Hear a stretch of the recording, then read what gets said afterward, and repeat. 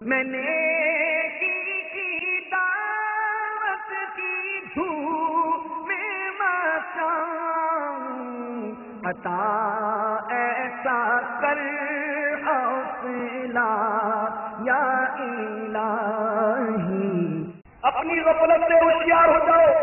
اپنی نیند سے بیدار ہو جاؤ، اس سے پہلے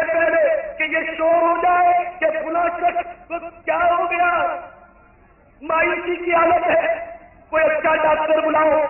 کسی بہترین حکیم کو لاؤ۔ ڈاکٹر بھی آ رہا ہے، حکیم بھی لا رہا ہے، لیکن ڈاکٹر انجیکشن دے کر چلا گیا، حکیم اپنے معجون دے کر چلا گیا، کوئی زندگی کی امید نہیں دلا رہا، مرض بڑھتا گیا دودھ دوا کی۔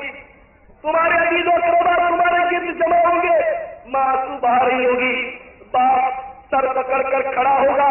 اپنے بڑھاپے کے سہارے کو ٹکٹکی باندھے دیکھ رہا ہوگا کہ اتنے میں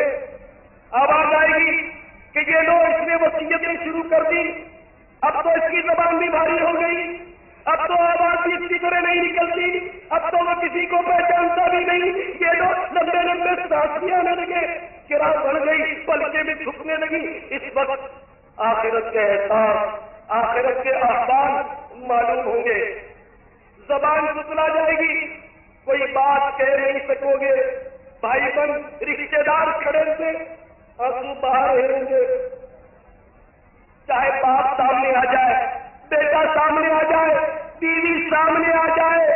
بہن سامنے آ جائے، کسی سے بات نہیں کر سکو گے، کسی سے گفتگو نہیں کر سکو گے، نگاہیں چھت کے ساتھ ٹک جائے گی اور روح بدن سے نکلنا شروع ہو جائے گی، اور روح کا نکلنا آسان مت سمجھنا۔ حدیثوں میں آتا ہے کہ موت کی سختیوں میں سے اگر ایک قطرہ زمین والوں پر ڈال دیا جائے تو تمام مخلوق اس کی سختی اور شدت کو برداشت نہ کرتے ہوئے ہلاک ہو جائے، وہ تمام سختیاں ایک مرنے والے میں ساری ہوں گی۔ یاد رکھیے، موت کا ایک جھٹکا تلوار کے 1000 وار سے سخت، موت قیدیوں کے کاٹنے سے سخت ہے، موت دیش کے ابالنے سے سخت ہے، موت آگ میں بھوننے سے سخت ہے، موت کی سختی اس قدر ہولناک ہے جیسے زندہ زندہ کھال جسم سے اتاری جا رہی ہے۔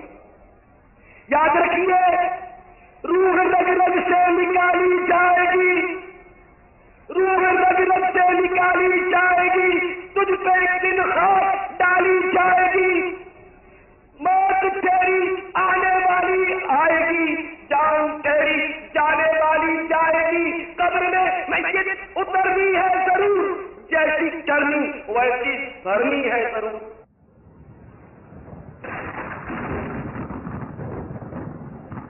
پہلوانوں کو بچاؤ موت نے،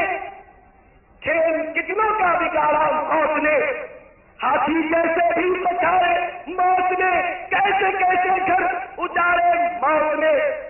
موت سے غافل نہ ہو اے بے خبر، چل پڑے گا تو یہاں سب چھوڑ کر۔ میں نے کی دعوت کی دھوم میں مچاؤں، عطا ایسا کر حوصلہ